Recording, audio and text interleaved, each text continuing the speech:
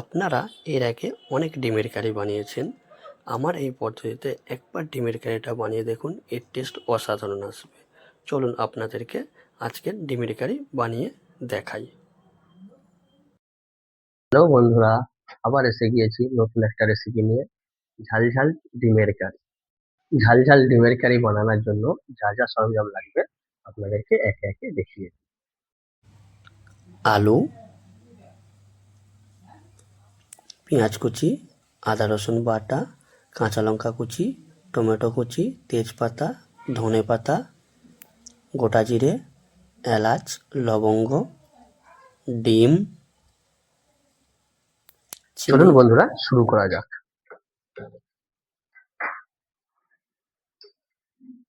প্রথমে আমি গরম মশলাটা ফ্রাই করে নিই।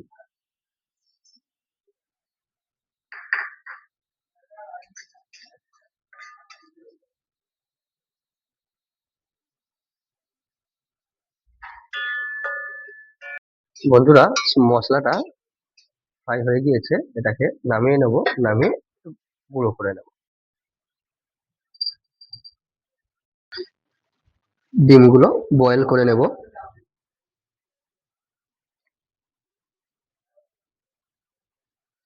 আজকে আমি ডিমের কারি রান্না করার জন্য 6টা ডিম নিয়ে নিয়েছি।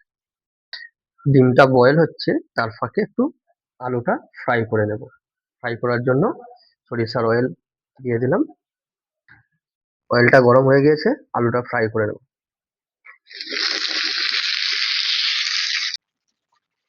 অল্প হলুদ দিয়ে দেবো,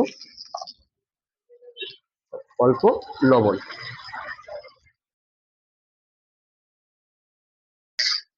আলুটা ফ্রাই হয়ে গিয়েছে, একটা পাত্রের মধ্যে রেখে দিলাম।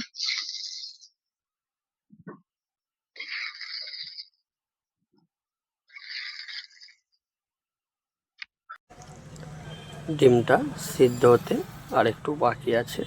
এই ফাঁকে মশলাটা রেডি করে নেব। তেজপাতা দিয়ে দিলাম, কাঁচা লঙ্কা, হালকা করে ফ্রাই করে নেব। এতে পেঁয়াজ অ্যাড করে দেবো।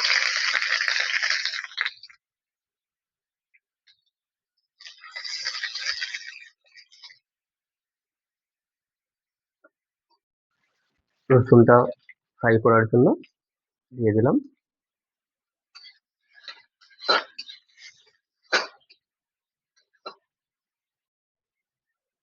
সাথে অল্প টমেটো দিয়ে দিলাম। টমেটোটাও এর সাথে একটু ফ্রাই করে নেব। বন্ধুরা, এতে অল্প পরিমাণ মতো নুন অ্যাড করে দিচ্ছি, তাড়াতাড়ি এটা গলে যাবে। ধনেপাতার কাঁচা গন্ধ যদি না আপনারা নিতে পারেন, তাহলে ধনেপাতাটা মশলা কষানোর সময় এতে কষিয়ে নিতে পারেন, তাহলে এর কাঁচা গন্ধটা থাকবে না। সেই জন্য আমিও মশলা কষার সময় ধনেপাতাটা অল্প করে কষিয়ে নিচ্ছি, এর ফলে কাঁচা গন্ধটা থাকবে না। বন্ধুরা, পেঁয়াজ, টমেটো, আদা রসুন সব ফ্রাই হয়ে গিয়েছে। এতে এবার মশলা অ্যাড করে দেবো।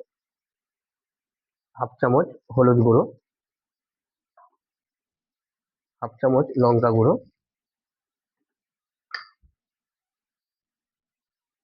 হাফ চামচ কাশ্মীরি লঙ্কা গুঁড়ো।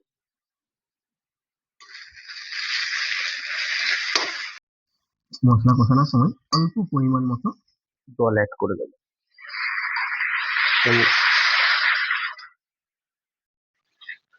মশলাটা রেডি হয়ে গিয়েছে, এতে আলুগুলো তুলে দেব।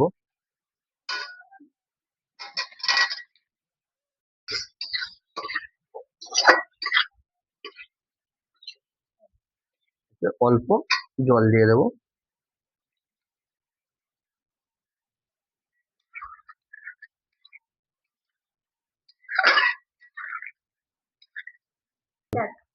বন্ধুরা, এটা 5 মিনিটের জন্য ঢাকা দিয়ে রাখলাম।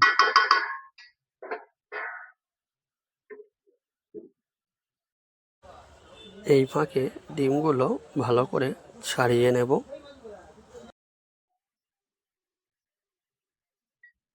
ডিমগুলো খোলাগুলো ছাড়িয়ে নেব।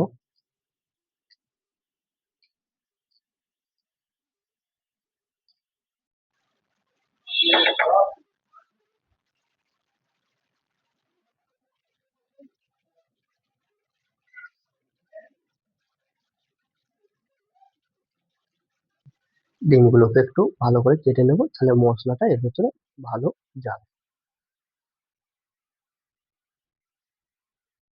ডিমগুলো কাটা হয়ে গিয়েছে, এতে একটু নুন হলুদ মাখিয়ে ফ্রাই করে নেবো।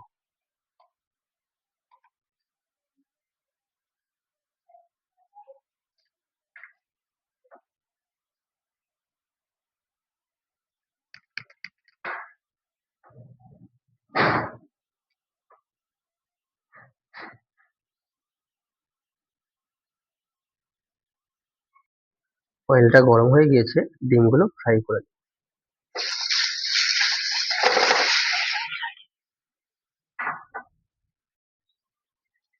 ডিমগুলো ফ্রাই হয়ে গিয়েছে, বয়েলের মধ্যে রেখে দেবো। ফ্রাই করা ডিমগুলো ঝোলের সাথে দিয়ে দেবো।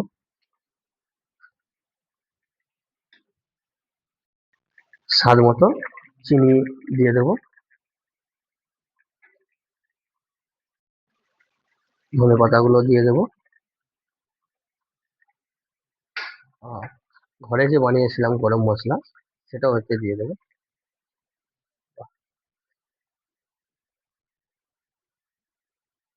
ঝাল ঝাল ডিমের কারি রেডি।